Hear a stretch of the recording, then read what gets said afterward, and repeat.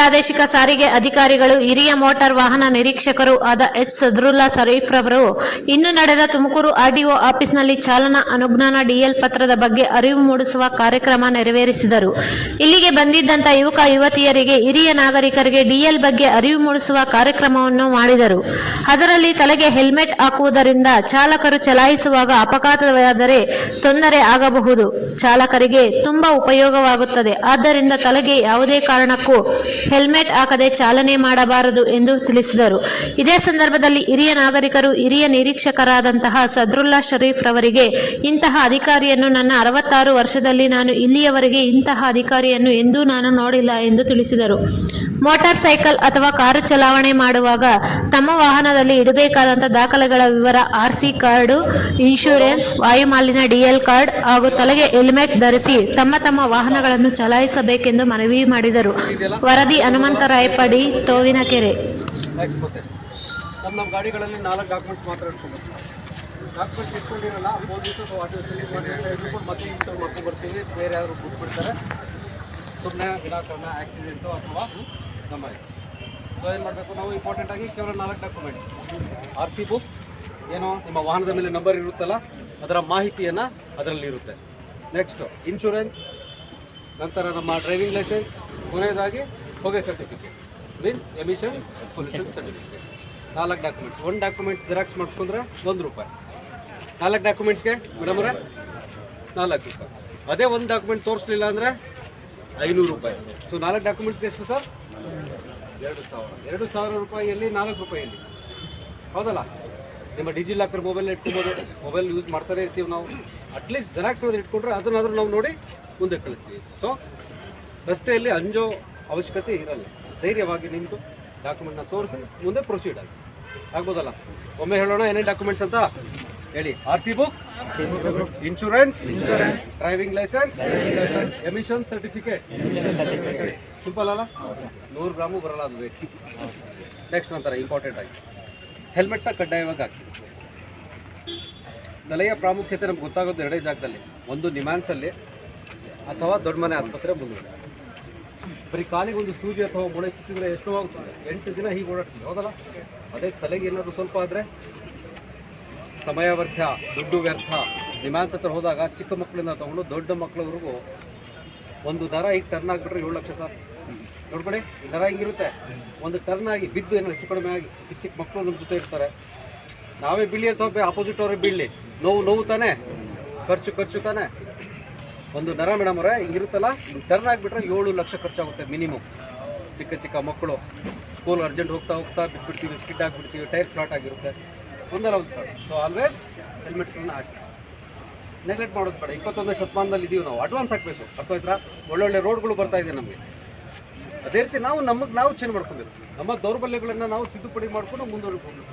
ನೋಡಿ ಎಂತೆಂಥ ಗಾಡಿಗಳು ಬಂದಿದೆ ಈಗ ಅಲ್ಲೋರ. ಸೊ ಹೆಲ್ಮೆಟನ್ನು ಕಡ್ಡಾಯವಾಗಿ. ನಂತರ ಇಂಪಾರ್ಟೆಂಟ್ ಆಗಿ ಕಾರ್ಗಳಲ್ಲಿ ಎಲ್ಲ ಓಡಾಡ್ತೀವಿ ಈಗ ಜಾಸ್ತಿ. Seat belt ಏನಕ್ಕಿರುತ್ತೆ? ಫ್ಯಾಷನ್ ಇದೆ ನೋಡಿ. ಮೊನ್ನೆ ಸಾಗರದಲ್ಲಿ ಒಂದು ಕೇಸ್ ಆಗಿದೆ, ಹೇಳ್ತೀನಿ. ಸೀಟ್ ಬೆಲ್ಟ್ನ ಅವಶ್ಯಕತೆ ಹೆಂಗೆ ಅಂತ. ಪಾಪುನ ನಿಲ್ಸ್ಕೊಂಡು ನಿಂತಿದ್ದಾರೆ, ಡ್ಯಾಶ್ ಬೋರ್ಡ್ ಮುಂದೆ ಇರುತ್ತೆ, ಹೌದಾ? ಪಾಪುನ ಹಿಂಗೆ ನಿಂತ್ಕೊಂಡಿದ್ದಾರೆ ಮೇಡಮ್ ಅವರೇ. ಸಡನ್ನಾಗಿ ಬ್ರೇಕ್ ಹೊಡೆದಿದ್ದಾರೆ, ಆ ಪಾಪು ತಲೆ ಡ್ಯಾಶ್ ಬೋರ್ಡ್ ಬಡ್ದಿದೆ. ಕೋಮಾ ಸ್ಟೇಜಲ್ಲಿದೆ ಪಾಪು. ಹೀಗೆ ಹೇಳಿ, ಸೀಟ್ ಬೆಲ್ಟ್ ಅವಶ್ಯಕತೆ ಇದೆಯೋ ಇಲ್ವೋ? ಹೌದಲ್ಲ?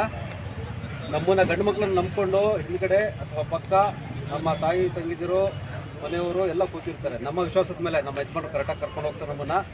ಮದುವೆ ಮುಂಚೆ ಕಾರ್ಯಕ್ರಮ ಏನೇ ಆಗಿರಲಿ ಪ್ರತಿಯೊಂದು ಆ ವಿಶ್ವಾಸ ನಾವು ಉಳಿಸ್ಕೊಬೇಕು ಬೇಡವೋ? ಎಕ್ಸಿಡೆಂಟ್ ಎಷ್ಟು ಕೊಟ್ಟರು ಹೋಗುತ್ತೆ ಗಾಡಿ, ಹೌದಲ್ಲ? ಬಟ್ ಕಂಟ್ರೋಲು ನಮ್ಮ ಮನಸ್ಸಲ್ಲಿ ಇರಬೇಕು. ನಮ್ಮ ಫ್ಯಾಮಿಲಿಯವ್ರು ಇದ್ದಾರೆ, ಸ್ಪೀಡ್ ಲಿಮಿಟ್ಸ್ ಇದ್ದೇ ಇರುತ್ತೆ, ಹೋಗೋಣ ಇಲ್ಲ ಅಂತ. ಸೊ ದಯವಿಟ್ಟು ಸೀಟ್ ಬೆಲ್ಟ್ ಹಾಕಿ. ತಾವು ಲೇಡೀಸು ಅಷ್ಟೇ ಒಂದು ಗ್ರೂಪಲ್ಲಿ ಇದ್ದಾಗ ಹಂಚ್ಕೊಬೇಕು. ಗಾಡಿ ಓಡಿಸುವಾಗ ಸಮಾಧಾನ, ವಿಧಾನ, ತಾಳ್ಮೆಯಿಂದ ಓಡಿಸ್ಕೊಬೇಕು ಅಂತ ಅಲ್ವಾ? ಬೆಳಗ್ಗಿಂದ ಎದ್ದು ಮಕ್ಕಳಿಗೆ ಎಷ್ಟು ರೆಡಿ ಮಾಡ್ತೀವಿ ಕಷ್ಟಪಟ್ಟು.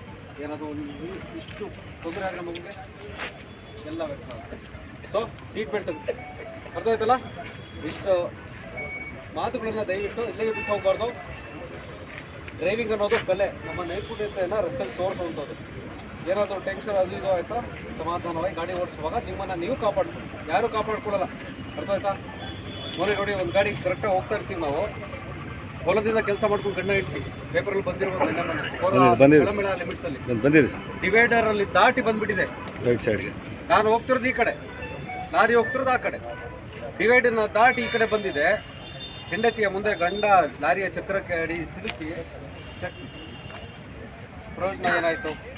ಸೊ ಹೈವೇಗಳಲ್ಲಿ ಹೋಗುವಾಗ ಜಾಗೃತರಾಗಿರಿ. ದೊಡ್ಡ ಲಾರಿ ವಾಹನಗಳು ಬಂದಾಗ ಅವ್ರಿಗೆ ಬಿಟ್ಬಿಡಿ ಜಾಗ, ನಾವು ಸಮಾಧಾನ ಹೋಗುವ. 3 ಲೈನ್ ಇರುತ್ತೆ, 1, 2, 3 ಲೆಫ್ಟಲ್ಲಿ ಇರಬೇಕು ಟೂ ವೀಲರ್ಸ್ನವರು. ಕೆಲವೊಮ್ಮೆ ಏನಾಗುತ್ತೆ, ಲೆಫ್ಟ್ ಸೈಡಲ್ಲಿ ಮರಳು ಮಣ್ಣು ಕಲ್ಲುಗಳು ಸಿಕ್ಬಿಡುತ್ತೆ, ತಾಳ್ಮೆಯಿಂದ ಹೋಗಿ. ಮಧ್ಯದಲ್ಲಿ ದೊಡ್ಡ ವಾಹನಗಳಿಗೆ ಬಿಟ್ಬಿಡಿ. ಇನ್ನು ಈ ಕಡೆ ಬಂದಾಗ ಕಾರ್ಗಳಿಗೆ ಬಿಟ್ಬಿಡಿ. ಆಗೋದ ಮಾಡ್ಕೊಬೋದಲ್ಲ? ಏನಾದರೂ ಡೌಟ್ಸ್ ಇದೆಯಾ?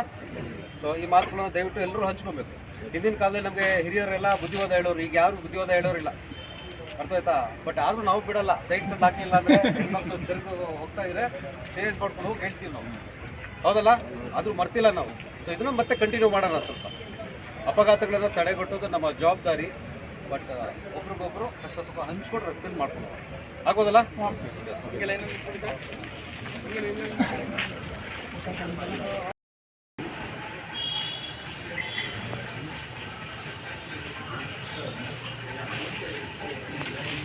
ಅರವತ್ತೆಂಟು ವರ್ಷ. ಓಕೆ ಹೇಳಿ. ಇಂಥ ಒಳ್ಳೆ ಆಫೀಸರ್ನ ನಾನು ಯಾರನ್ನೂ ಎಲ್ಲೂ ನೋಡಿರಲಿಲ್ಲ ರೀ. ತಮ್ಮ ಹೆಸರೇನು ಹೇಳಿ? ನನ್ನ ಹೆಸರು ರಾಮಚಂದ್ರಪ್ಪ. ಓಕೆ.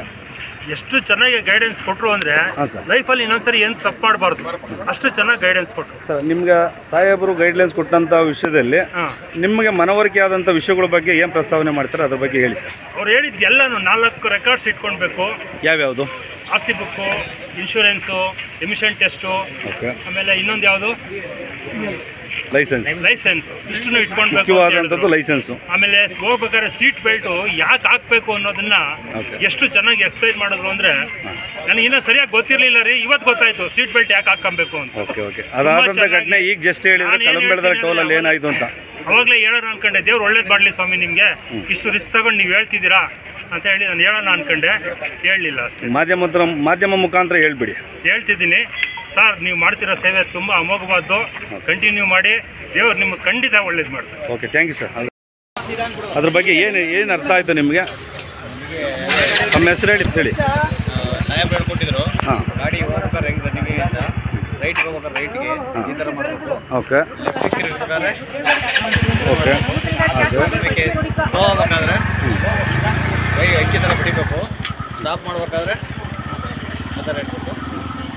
ಮತ್ತು ಇನ್ನೇನು ಹೇಳಿದ್ರು? ಗಾಡಿನಲ್ಲಿ ಡಾಕ್ಯುಮೆಂಟ್ಸ್ ಏನೇನು ಇಟ್ಕೊಬೇಕು ಅಂತ ಹೇಳಿದ್ರು? ಡಾಕ್ಯುಮೆಂಟು ಆರ್ ಸಿ, ಹಾಂ, ಲೈಸೆನ್ಸು, ಮತ್ತು ಹೊಗೆ ಸರ್ಟಿಫಿಕೇಟು, ಇನ್ಸೂರೆನ್ಸ್.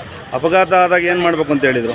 ಇದು ಹೆಲ್ಮೆಟ್, ನಾವು ಗಾಡಿ ಓಡಿಸ್ಬೇಕಾದ್ರೆ ಹೆಲ್ಮೆಟ್ ಇಂಪಾರ್ಟೆಂಟ್ ಅಂತ ಹೇಳಿದ್ರೆ ಓಕೆ ಅಪಘಾತಕ್ಕೋಸ್ಕರ ಸರಿಯಾಗಿ ಓಕೆ ಓಕೆ. ಸ್ವಲ್ಪ ಜಾಗೃತವಾಗಿ ನಿಧಾನಕ್ಕೆ ಹೇಳಿರೋದು ಇನ್ಸ್ಪೆಕ್ಟರ್ ಹೇಳಿರೋದೆಲ್ಲ ನಿಮ್ಗೆ ಅರ್ಥ ಆಯ್ತಲ್ವಾ? ಈ ಕಡೆ ತಿರುಗಿ ಸ್ವಾಮಿ, ಈ ಕಡೆ ತಿರುಗಿ. Thank you sir, thank you.